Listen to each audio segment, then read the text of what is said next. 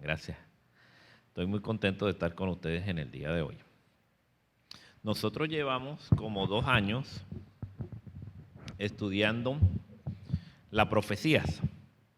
Lo hemos estado haciendo, lo hacíamos los lunes cuando nos reuníamos allá y los miércoles cuando nos reunimos acá. Cada vez que puedo hablar, pues estudiamos un poquito de profecías.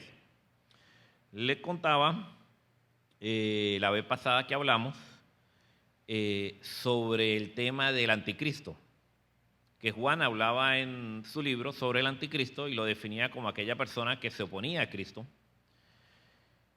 Y mientras tanto Pablo hablaba en 2 de Tesalonicenses del inicuo, el hombre de pecado, y decía que era una persona que iba a surgir al final del tiempo, que se iba a hacer pasar por Dios, que iba a hacer grandes milagros, grandes señales, que era como el anticristo, se oponía a Cristo, y también que iba a ser destruido por la presencia de Cristo cuando Cristo regresara.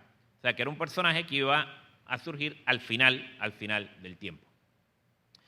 Hablamos en aquella ocasión de que las profecías se aplican en su momento cuando el profeta habla, puede tener una aplicación, lo que se llama una aplicación histórica, y tiene una aplicación futura, que por eso es una profecía. Y eso era lo que pasaba con Juan, que decía, ya en este momento hay muchos anticristos, pero también tiene la aplicación del futuro. La Biblia la han clasificado los estudiosos, los libros de la Biblia la han clasificado en libros proféticos, en libros históricos, en libros de poesía, en distintas formas la han ido clasificando. Pero hay libros que nosotros consideramos prácticamente históricos, pero tienen aspectos de profecía, como es el caso de Mateo, Marcos y Lucas. Hoy vamos a estar hablando de la segunda venida de Cristo, que todas las veces que hemos hablado de profecía, hemos estado hablando de circunstancias que rodean la segunda venida de Cristo. Pues hoy vamos a estar hablando específicamente qué dijo Jesús sobre la segunda venida. Si ustedes van a Mateo 24, ustedes van a encontrar en el versículo 1 en adelante, que nos dice, y salido Jesús, íbase del templo, y se llegaron sus discípulos para mostrarle los edificios del templo. Y respondiendo él les dijo, ¿veis todo esto? De cierto os digo, que no será dejada aquí piedra sobre piedra, que no sea destruida. Y sentándose él en el monte de los olivos, se llegaron a él los discípulos aparte, diciéndole, dinos, ¿cuándo serán estas cosas? ¿Y qué señal hay de tu venida y del fin del mundo?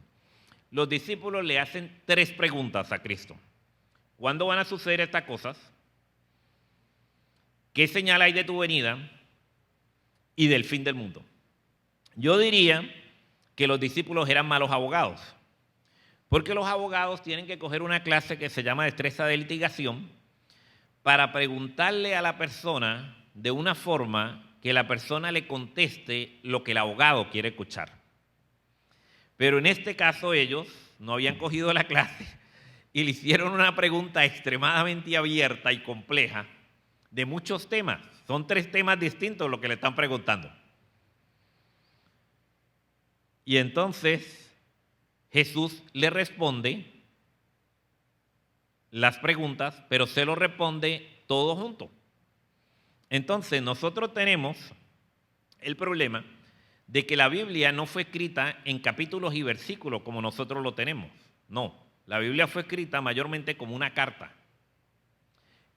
Y hay veces cuando estas personas que pusieron los capítulos y los versículos, los números, la numeración, hay veces cortan ideas que quedan, una oración queda en un versículo y la otra queda en el otro versículo, pero las ideas están juntas y están relacionadas a un tema. Pero al separarlas, nosotros a veces pensamos que son aspectos distintos y tendemos a confundirnos. Así que vamos a ver en detalle hoy Mateo 24, Marcos 13 y Lucas 21, porque los 3 capítulos cuentan la misma historia. Vamos a leer Mateo 24 y yo solo voy a señalar las diferencias que señalan los otros dos libros con relación a lo que dice Mateo. En el caso de Marcos, el capítulo 13, el versículo 3 nos aclara algo que no dijo el libro de Mateo. Y nos dice, sentándose en el monte de los olivos delante del templo, le preguntó aparte Pedro, Jacobo, Juan y Andrés. Dice el nombre de los discípulos que le preguntaron. Entonces, la pregunta, ellos la aclaran un poco también. Dice, ¿cuándo serán estas cosas y qué señal habrá cuando todas estas cosas sean cumplidas, se cumplan? O sea, que ellos aclaran un poco el texto de Mateo. Ahora, nos dice Lucas 21, en ese versículo 7, que los discípulos le dicen, ¿cómo será esto y qué señal habrá cuando estas cosas hayan de comenzar a ser hechas? O sea que nosotros podemos ver que Cristo tenía como 8 preguntas para contestar, porque sus discípulos cada cual tenía una inquietud. Y entonces ahora vamos a ver las respuestas a todas esas preguntas.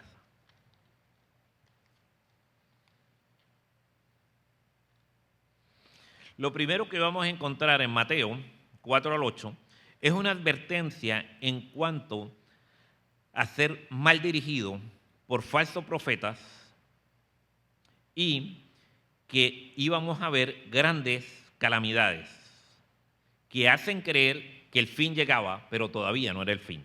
Vamos, Mateo 24, 4 al 8. Y respondió Jesús y les dijo, mira que nadie os engañe, porque vendrán muchos en mi nombre diciendo, yo soy el Cristo, y a muchos se engañarán, y oiréis guerras y rumores de guerras. Mirad, no os turbéis, porque es menester que todo esto acontezca, mas aún no es el fin, porque se levantará nación contra nación, reino contra reino, habrá pestilencias, hambre, terremotos por los lugares, y todas estas cosas son principio de dolores. En el siglo XX hubo aproximadamente 130 guerras, y el cálculo que hacen es que murieron, producto de esas guerras, unos 90 millones de personas. Probablemente fueron más, porque solo en la Segunda Guerra Mundial murieron alrededor de unos 20 millones, y en el genocidio que hubo en China por la revolución cultural hay algunos que dicen que llegaron a morir hasta 70 millones. O sea que probablemente el producto de esas 130 guerras son más de 100 millones de personas. Fue el siglo donde más guerras hubo y donde más muertos hubo producto de la guerra. Pero ¿qué nos dijo Jesús? Más aún no es el fin. Estamos cerquita, ya pasamos la guerra. Seguimos. Dice, habrá pestilencias. Usted ha visto ahí el ébola, el SIDA, la gripe aviar, la gripe que hubo a principios de siglo. Habrá hambre. La tercera parte de la población mundial se está muriendo de hambre.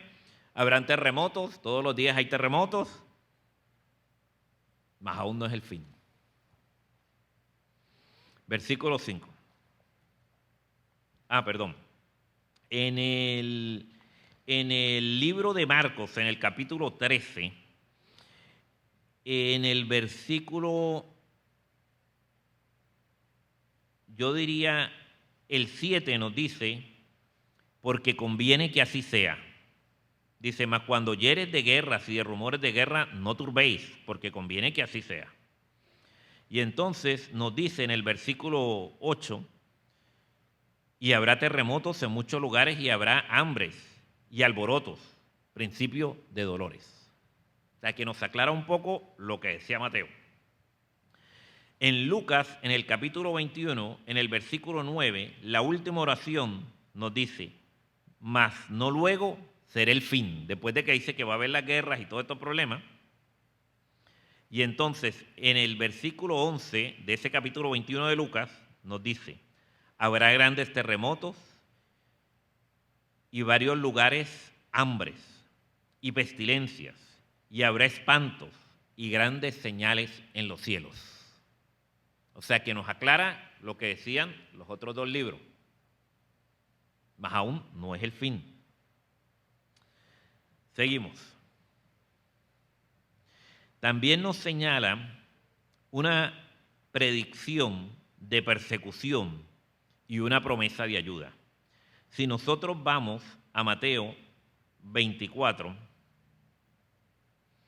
9 al 14, nos dice: entonces os entregarán para ser afligidos y os matarán, y seréis aborrecidos de todas las gentes por causa de mi nombre, y muchos entonces serán escandalizados, y se entregarán unos a otros, y unos a otros se aborrecerán. Muchos falsos profetas se levantarán. Hace un énfasis en los falsos profetas, ya lo había dicho anteriormente.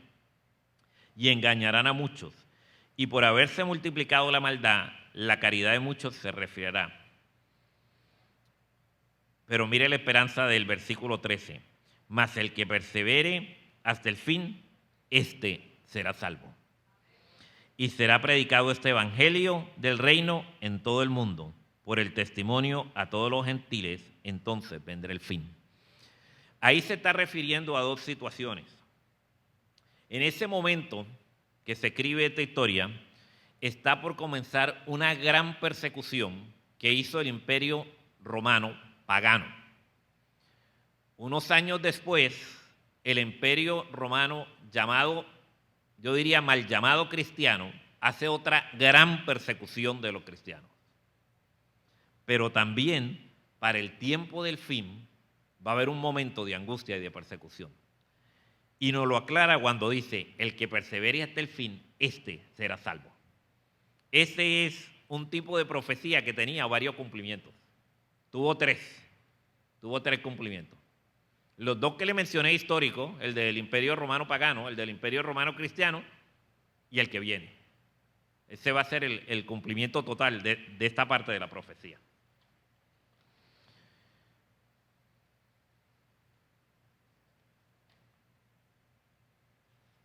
Entonces me llama la atención que Marcos, en el capítulo 13, en el versículo 12, nos dice: y entregarán a la muerte al hermano, el hermano al hermano, el padre al hijo, y se levantarán los hijos contra los padres y los matarán.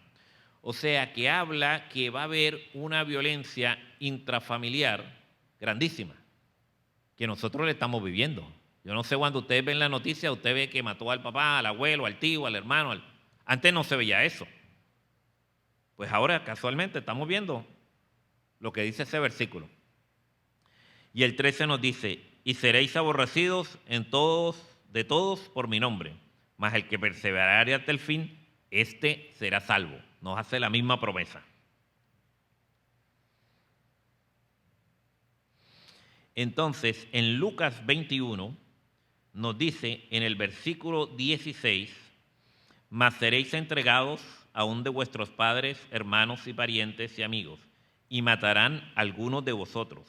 Seréis aborrecidos de todos por causa de mi nombre. Ahora, el versículo 18 nos dice algo que no decían los anteriores: mas un pelo de vosotros, de vuestra cabeza, no perecerá. En vuestra paciencia poseeréis vuestras almas. O sea, que da una esperanza al que es fiel a Dios. Nos señala también Mateo sobre la respuesta a la primera pregunta, que está relacionada con la destrucción de Jerusalén, en los versículos 24, 15 en adelante. Yo diría 24, 15 al 20, que nos dice: por tanto, cuando vieres la abominación asoladora que fue dicha por Daniel, que estará en el lugar santo, entonces los que están en Judá huyan a los montes, y el que sobre el terreno no descienda a tomar algo en su casa, y el que está en el campo no vuelva atrás a tomar sus vestidos. Mas ay de las preñadas y de las que crían en aquellos días. Orad, pues vuestra huida no sea en invierno ni en sábado. Me llama la atención este versículo porque habla de la abominación asoladora. Nosotros estuvimos hablando que Tito, el emperador romano, el general romano, que tomó a Jerusalén, sacrificó un puerquito en el altar del sacrificio. Y todos los historiadores piensan que ese sacrificio de ese puerquito fue la abominación. Otros piensan que fue que se colocaron algunos ídolos dentro del templo. Los soldados romanos pusieron unos ídolos dentro del templo judío. Pero cuando nosotros leemos más adelante lo que dice Lucas 21:20, nos aclara, porque no tendría sentido que ellos huyan cuando ya mataron el puerquito en el templo, porque eso significa que ya los invadieron. Pero Lucas en el capítulo 21, versículo 20 nos dice: cuando vieres a Jerusalén cercada del ejército, ese es el ejército romano, sabed entonces que su destrucción ha llegado. Entonces los que están en Judea huyan a los montes. O sea que la abominación era cuando llegaran el ejército romano, que se dice que sus estandartes tenían figuras de ídolos, dibujos y ese tipo de cosas, y también que eran inmundos, no eran judíos. Entonces esa era la abominación, que ellos cuando vieran eso ellos tenían que huir porque ya la destrucción de Jerusalén era inminente. O sea que el que había leído la palabra y había seguido la palabra, cuando en el año 70 vinieron los romanos a destruir Jerusalén, ellos pudieron salvarse. El que no siguió el consejo bíblico, pues pereció entonces en el proceso. Nos dice Mateo 24, en su versículo 21, hablándonos de la segunda venida de Cristo, porque habrá entonces grandes aflicciones, cual no fue desde el principio del mundo hasta ahora, ni será. Si aquellos días no fuesen acordados, ninguna carne sería salva, mas por causa de los escogidos, aquellos días serán acortados. Entonces, si alguno os dijere, he aquí el Cristo está allí, no creáis, porque se levantarán falsos cristos y falsos profetas. Es la tercera vez que vuelve a hablar de falsos cristos y falsos profetas. Y darán señales. La palabra señal es la misma de milagros. Y prodigios, de tal manera que engañarán, si es posible, a los escogidos. He aquí, os lo he dicho antes. Así que si os dijeren, he aquí en el desierto está, no salgas. He aquí en las cámaras, no crean. Porque como el relámpago que sale del oriente y se muestra hasta el occidente, así será también la venida del Hijo del Hombre. Ahora, mi pregunta, que es la pregunta que me haría mi hija Isabel. Papá, si el mundo es redondo y nosotros vemos el sol, la otra parte del mundo está de noche. ¿Cómo dice ahí que todo ojo le verá?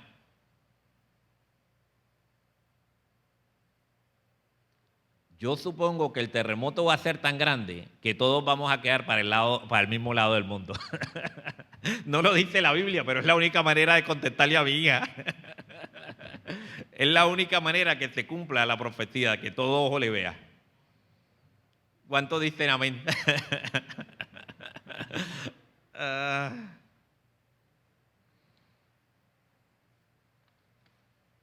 ¿Qué es lo próximo que nos dice? Hay una respuesta específica para la segunda venida de Cristo. Hay unos elementos específicos que nos dice Mateo 24, del 29 en adelante. Y luego, después de la aflicción de aquellos días, o sea que primero hubo las guerras, hubo la persecución, hubo esa gran aflicción, hubo todos los terremotos, hubo los eclipses, hubo caída de estrellas. Después de todos esos fenómenos, dice, el sol se oscurecerá y la luna no dará su lumbre, y las estrellas caerán y las virtudes de los cielos serán conmovidas. Entonces se mostrará la señal del Hijo del Hombre. Después de todo eso va a venir la señal en los cielos. Entonces se levantará todas las tribus de la tierra y verán al Hijo del Hombre que vendrá sobre las nubes de los cielos con gran poder y gloria. Y enviará sus ángeles con gran voz de trompeta, y juntaron sus escogidos de los cuatro vientos, de un cabo del cielo hasta el otro. O sea que después de todo eso, entonces se mostrará la señal del Hijo del Hombre. No dice cuál es la señal. ¿Y cuál es la señal? Pensando en lo que decía el tema pasado que estudiamos, que dice que el resplandor de su venida mataría al inicuo anticristo. Esa señal parece, a mi manera de ver, es luz. Es el resplandor de Cristo. Va a ser algo tremendo, más fuerte que el sol. Va a ser algo increíble, maravilloso, y que todos lo vamos a poder ver.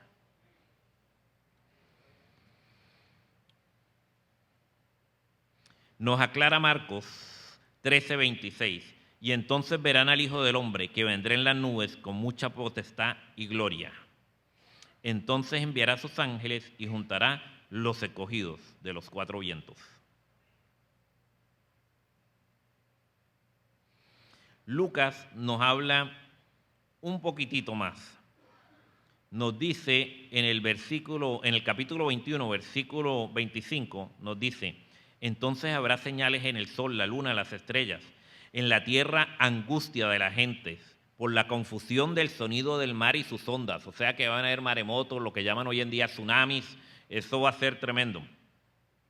Secándose los hombres por la angustia del temor y la expectación de las cosas que sobrevendrán en la redondez de la tierra.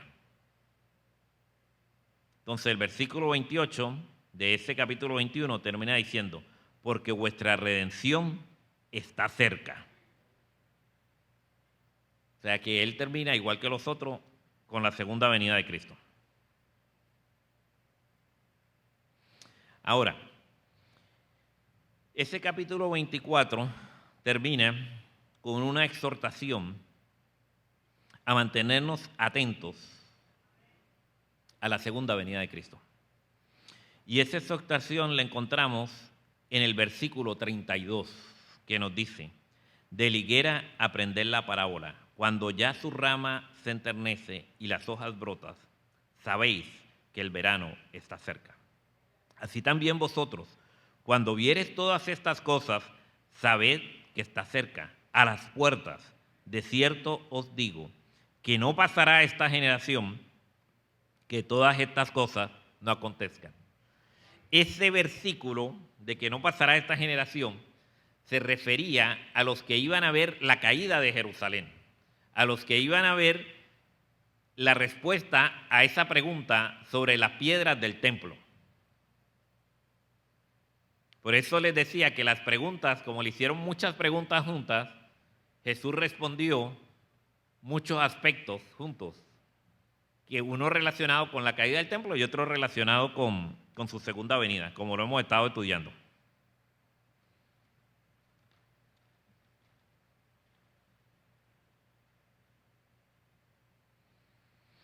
Igual, esa frase, tanto Marcos 13 lo expresa como Lucas 21, que no pasará esta generación hasta que esto se cumpla. Ahora, Mateo 24, 36 nos habla entonces sobre la segunda venida de Cristo. Y nos dice: empero el día y la hora nadie lo sabe, ni aun los ángeles del cielo, sino mi Padre solo. Entonces Mateo 24, 44 nos dice: por tanto, también vosotros estad apercibidos, porque el Hijo del Hombre ha de venir a la hora que no pensáis. Nos está dando los elementos, la clave, para que nosotros estemos pendientes. Entonces Marcos nos aclara lo que acabamos de leer en Mateo, en el versículo 13:33 nos dice, velad, mirad, velad y orad, porque no sabéis cuándo será el tiempo. Nos dice, como no saben el día, pues estén preparados, estén listos, porque el día viene. Y entonces nos dice Marcos 13:37, y las cosas que vosotros digo, a todos les digo, velad. Vuelve e insiste. Tienen que estar pendientes, tienen que velar. Entonces Lucas termina diciendo, Lucas 21:34, mirad por vosotros que vuestros corazones no sean cargados de glotonería y embriaguez y de los cuidados de esta vida, y venga de repente sobre vosotros aquel día. Y el 36 nos dice, velad pues, orando en todo tiempo, que seáis tenidos por dignos de evitar todas estas cosas que han de venir y de estar en pie delante del Hijo del Hombre. Y así termina el capítulo. Jesús les dice a sus discípulos de una forma bien clara cómo va a ser su venida. Y le dice todas las cosas que van a suceder antes de que Él venga. Igual les dice cómo va a ser la destrucción del templo de Jerusalén, que era el orgullo de ellos, y todas las cosas que iban a suceder. Y les recuerda qué deben hacer para salvarse de la destrucción de los romanos. Al igual nos recuerda a nosotros qué debemos hacer para salvarnos cuando Él venga. La Biblia es bien clara. Cristo viene, y viene antes de lo que nosotros pensamos. Les contaba en una ocasión que los adventistas fueron a una reunión de distintas denominaciones en España y ahí conocieron a la reina. Y después fueron al despacho de la reina a regalarle unos libros. Y cuando la reina los vio y ellos le dijeron, la reina Sofía, y ellos le dijeron que eran adventistas, ella solo les hizo una pregunta. Le dijo, ¿cuándo viene?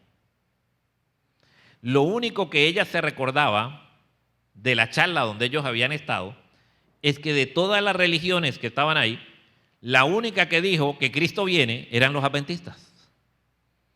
Y le preguntó, ¿cuándo viene? Viene pronto. Muy pronto. Mucho más pronto de lo que pensamos. Vamos a orar para seguir con la alabanza. Oremos. Señor, te damos gracias por tu palabra. Te damos gracias porque tú inspiraste a estos hombres para que nos dijeran en una forma detallada lo que tú le dijiste en el Monte de los Olivos. Te damos gracias, Señor, porque vemos que estamos muy cerca de tu venida. Porque vemos que han habido guerras y rumores de guerras y han pasado. Porque han habido terremotos, maremotos, tsunamis,